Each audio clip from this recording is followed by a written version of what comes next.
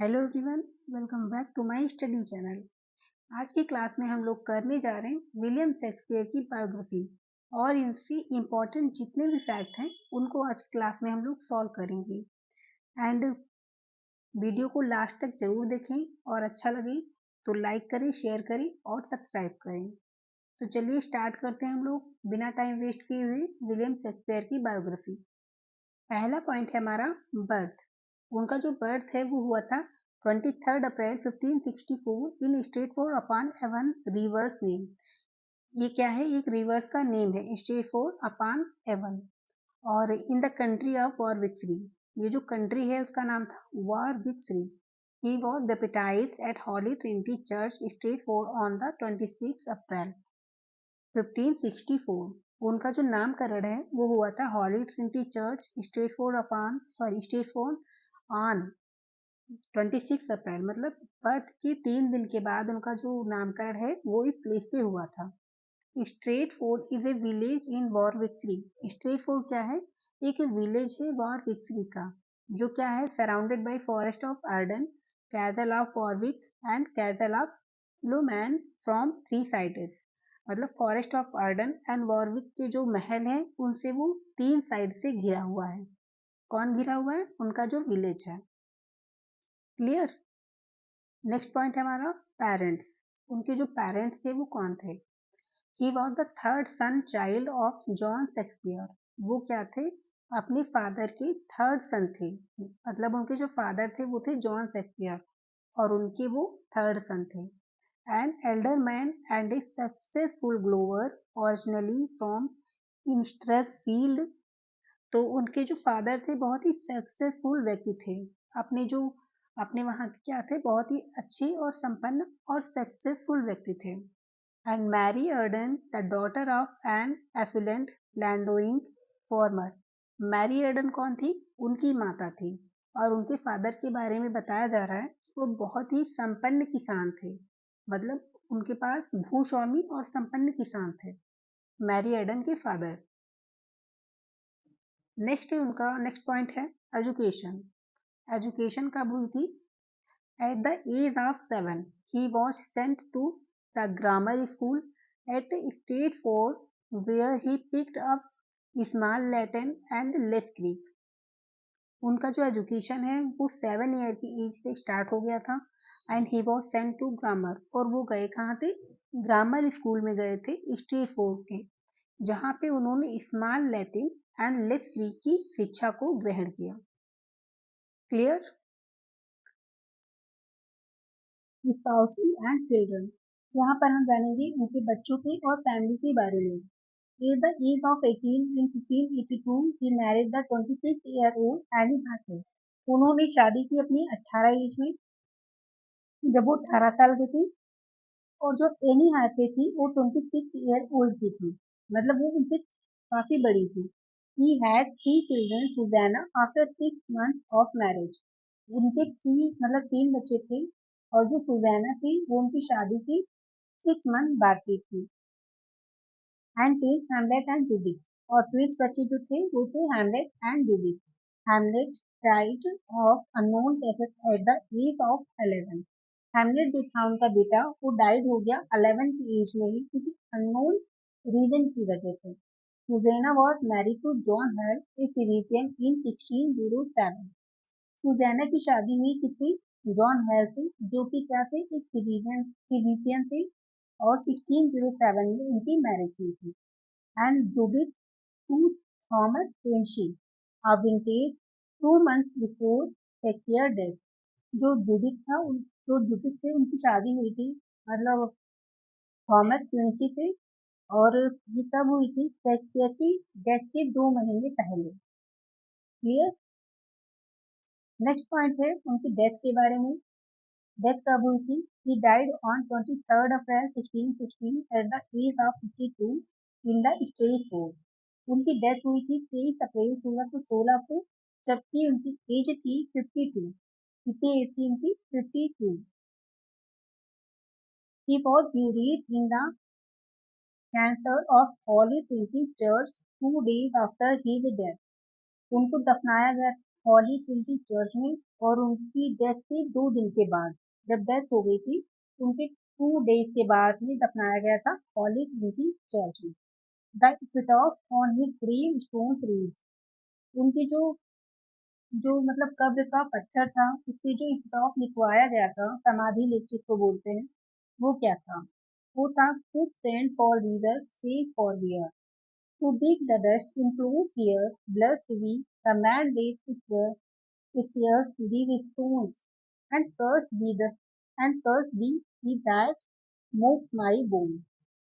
यहाँ पे जो एक बोला गया है, इसका मीनिंग ये है कि जो भी व्यक्ति आएगा यहाँ पे, मेरी कब्र से गुजरेगा यहाँ पे, और मेरी जो डस्ट है, मेरी धूल है, हड्डियां हैं, उनको हटाएगा, तो उसको क्या मिलेगा? उसको मिलेगा अभिशाप। और जो व्यक्ति आएगा और मेरी कब्र को, धूल को या हड्डियां हैं उनको दफनाएगा, धूल से ढक देगा, उसको मिलेगा आशीर्वाद। यहाँ पे ये चीजें बोली गई हैं। नेक्स्ट हमारा नेक्स्ट पॉइंट है, Shakespeare has been commemorated in many statues and memorials around the world, including funeral monuments in Southwark Cathedral and Poets' Corner in the Westminster Abbey. Shakespeare को उनके जो मैनी स्टेचू, मतलब सारी world में उनके statue लगे हुए हैं, उनकी प्रतिमाएं लगी हुई हैं, उनकी उनकी वजह से नहीं, समझ लीजिए, उनको देख कर लोगों को याद आता है शेक्सपियर। ये उनको याद करने की बहुत ही बड़ा रीजन है। इसमें से प्रमुख क्या है? साउथ वॉर कैथोल एंड पॉइंट कॉर्नर ऑफ वेस्टमिनिस्टर एबी, वहां पे जो प्रतिमा लगी हुई है वो प्रमुख है उनमें से। नेक्स्ट पॉइंट है हमारा टॉपिक क्यूट, मतलब उनका जो उपनाम था वो क्या था? Shakespeare is also called Bard of Avon, Shakespeare को बार्ड ऑफ एवन के नाम से भी जाना जाता है। यहाँ पे ऑक्यूपेशन के बारे में पूछ रहा है, मतलब उनका जो व्यवसाय है वो क्या था, वो बता रहा है। The Elizabethan English Elizabethan poet, वो क्या थे? एलिजाबेथन एज के पोइट थे, and actor and रेनिसा play right, वो क्या थी? रेनिसा के नाटककार थे, प्ले राइट थे, ये उनका ऑक्यूपेशन था। Some important about the author, कुछ इम्पोर्टेंट चीजें ऑथर के बारे में। Between 1585 and 1592, he began a successful career in London as an actor. उन्होंने 1585 से 1592 के बीच में बहुत अच्छा सक्सेसफुल कैरियर स्टार्ट किया था लंदन में एज द एक्टर के रूप में, actor and writer. And in 1594 he joined an acting troupe called the Lord Chamberlain's Men. उन्होंने 1594 में एक एक्टिंग ग्रुप ज्वाइन किया जिसका नाम था Lord Chamberlain's man. In 1603 the group was renamed the King's man after King James first, and 1603 में इस group का नेम चेंज हो गया। पहले क्या था? लॉर्ड चैम्बरलेन्स मैन, अब हो गया किंग्स मैन, और ये किंग्स जेम्स की नेम पर हुआ था। किंग जेम्स जो थे फर्स्ट, उनके नेम पर ये नेम चेंज किया गया। In 1597 he purchased new place in State Court in 1599. उन्होंने क्या किया? मतलब 1597 में उन्होंने एक स्टेट कोर्ट में नया प्लेस खरीद लिया, और इन 1599 a partnership of company members built their own theatre on the south bank of the river. तो 1599 में उन्होंने क्या किया? जो कंपनी के मेंबर थे उनके शेयर में, उनकी पार्टनरशिप में, उन्होंने थिएटर को स्टेट किया, सॉरी, थिएटर को स्टार्ट किया, ओपन किया, जो कि साउथ बैंक रिवर के किनारे था। ओके, साउथ बैंक रिवर कौन सी रिवर थी? Thames river, which they called the globe, जिस थिएटर को वो ग्लोब बोलते थे, इसका नाम क्या रखा था? Globe. He became part owner of the globe and black will theatre, और वो क्या थे? उस थिएटर और ग्लोब, जो थिएटर था और ग्लोब था, उसके क्या बन गए? सह पार्टनर, मतलब सह मालिक। ओके,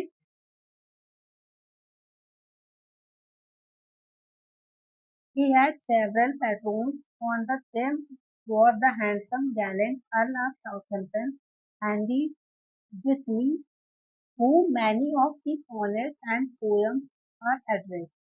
उनके एक फ्रेंड थे, कौन से? लास्ट साउथहैम्पटन मतलब हेनरी डिस्नी, जिसके लिए उन्होंने बहुत सारी सॉनेट्स एंड पोएम्स को लिखा।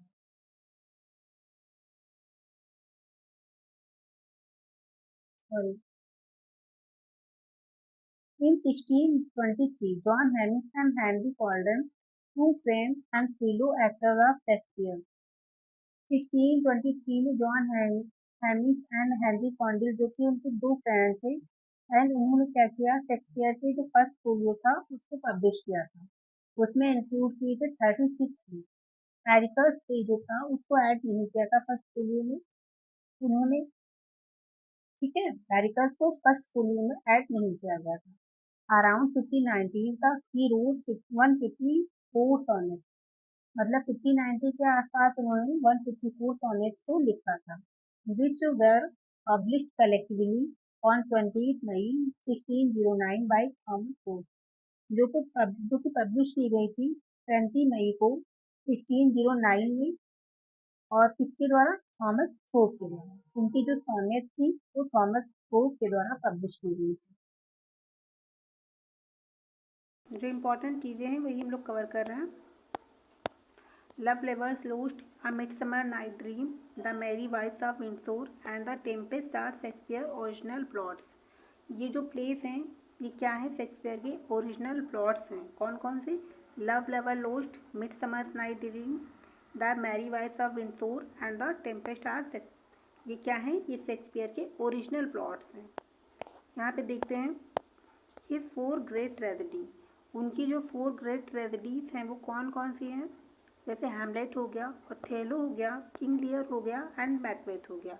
ये शेक्सपियर की ग्रेट 4 ट्रेजेडी हैं। एंड हिज 4 ग्रेट कॉमेडीज, उनकी जो 4 ग्रेट कॉमेडीज हैं वो कौन कौन सी हैं? जैसे मच एडो अबाउट नथिंग हो गया, Twelfth Night, the Merchant of Venice and As you like It. ये 4 ग्रेट कॉमेडी हैं। रोमन प्ले कौन कौन से हैं? Coriolanus, Julius Caesar, Antony and Cleopatra. ये हैं उनकी रोमन प्ले। तो ये आप लोग याद रखिएगा, क्योंकि ट्रेजेडी, कॉमेडी और रोमन प्ले। नेक्स्ट पॉइंट है ड्रामेटिक रोमांस। उनकी जो ड्रामेटिक रोमांस हैं वो कौन कौन से हैं? His last 4 plays are tragic comedy. उनकी जो लास्ट 4 ट्रेजिक कॉमेडी हैं वो कौन कौन सी हैं? Pericles, Cymbeline, the Winter's Tale and the Tempest. ये क्या है? ड्रामेटिक रोमांस है। In 1896, Frederick S. Bose coined the term problem plays to refer to his 3 plays. जो फ्रेडरिक एस बोस थे, उन्होंने प्रॉब्लम प्लेस में कुछ प्लेस को उनके रखा, 3 प्लेस को, और वो कौन कौन से थे? All's well that ends well, पहला ये हो गया। Measure for Measure and Troilus and Cressida. ये 3 क्या हो गए? प्रॉब्लम प्ले में काउंट होने लगे। हिज लास्ट मेजर ट्रेजेडी, उनकी जो लास्ट मेजर ट्रेजेडी थी वो थी एंटोनी एंड क्लिप्ट्रा एंड कैरोलिनियस। ये अगर क्वेश्चन आ जाए लास्ट मेजर ट्रेजेडी तो क्या होंगी? Antony and Cleopatra and Coriolanus. Contain some of Shakespeare finest poetry and were considered his most successful tragedy by the poet and critic T.S. Eliot, who called his tragedy। इसमें जो T.S. Elliott थे उन्होंने Macbeth and Hamlet को एक विफल tragedy के रूप में देखा। क्यों देखा? क्योंकि मैकबेथ में क्या था? An artist success, and Hamlet में क्या था? ऑब्जेक्टिव कॉरलेटिव। इस वजह से उन्होंने क्या किया? कलात्मक विफलता उसको बोल दिया। क्या बोल दिया? Artistic failure. इन ट्रेजेडी को क्या बोला? Artistic failure. यहाँ पे देखते हैं Shakespeare played the role of Adam in ये as you like it, ghost Hamlet father in Hamlet. Shakespeare ने रोल प्ले किया था, खुद ही रोल प्ले किया था एडम का। कहाँ पे? एज यू लाइक इट में। और हैमलेट में रोल प्ले किया था गोस्ट का, मतलब हैमलेट के फादर का। एंड चोरस इन हेनरी 5, चोरस का रोल प्ले किया था हेनरी 5 में। एंड किंग डंकन का रोल प्ले किया था मैकबेथ में। ये चीज़ें बहुत इंपॉर्टेंट हैं और ये कहीं पे आप नोट कर लीजिएगा।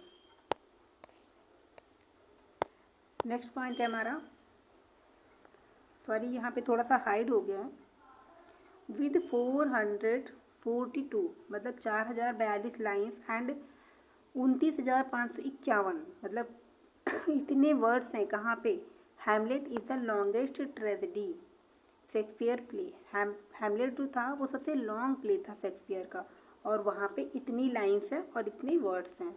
With 1,087 lines and 14,369 words. The Comedy of Errors is the shortest play. उनका जो सबसे लॉन्ग प्ले है वो हैमलेट को बोला गया है, और जो सबसे शॉर्टेस्ट प्ले है वो किसको बोला गया है, कॉमेडी ऑफ एरर्स को। And Love Lovers Lost has the highest percentage of rhyming lines of all of Shakespeare plays according to Shakespeare scholar Tucker Brook. 62.2% of the lines in Love Lovers Lost rhyme. The closest competitor is A Midsummer Night's Dream with 43.4% rhyming lines. यहाँ पे बोला जा रहा है कि जो love lovers lost है वहाँ पे सबसे ज़्यादा तुकबंदी हुई है। कितनी हुई है उस प्ले में, 62.2%, सबसे ज़्यादा उसमें हुई है। राइमिंग लाइन्स क्या है, सबसे ज़्यादा है किसमें, लव लवर्स लोस्ट में। ये चीज़ें यहाँ पर बोली जा रही हैं। William J Long has divided his literary career in 4 periods. जो विलियम जे लॉन्ग से उन्होंने शेक्सपियर के जो कैरियर था उसको 4 पार्ट में डिवाइड किया है, जो लिटरेरी कैरियर था उसको। तो ये पहला क्या है, a period of early experimentation, पहला हो गया a period of early experimentation. Second हो गया a period of rapid growth and development. Third है a period of gloom and depression. And 4 point क्या है, a period of restored serenity of calm after storm. ये किसने divide किया है इनको, ये डिवाइड किया है विलियम जे लॉन्ग ने। In the late 19th century, Edward Dowden classified in his books Shakespeare. जो एडवर्ड डाउडेन था उन्होंने इनकी बुक्स जो थी शेक्सपियर उसमें इन्होंने डिवाइड किया है his mind and art 1875 Shakespeare literary career into 4 period. Edward Dowden ने जो क्लासिफाइड किया है उनके कैरियर को, लिटरेरी कैरियर को, वो 5 पार्ट में किया है। कौन कौन से पार्ट में, इन द वर्कशॉप पहला हो गया, सेकंड हो गया इन द वर्ल्ड, और सॉरी इन्होंने भी 4 पीरियड में किया हुआ है, 5 नहीं 4 पीरियड में किया हुआ है। और थर्ड हो गया आउट ऑफ डेप्थ, और 4 हो गया ऑन द हाइट्स। ये इनके हैं एडवर्ड डाउडेन की जो इन्होंने डिवाइड किया था। एंड जो ऊपर हमने किया था वो थे विलियम जे लॉन्ग के। तो ये हो गई शेक्सपियर की बायोग्राफी, जिसमें जितने भी इम्पोर्टेंट फैक्ट थे वो हम लोगों ने कंप्लीट कर लिए हैं। और यहाँ पे एक और इम्पॉर्टेंट पॉइंट है, जैसे the following chronology of Shakespeare plays in based on the Oxford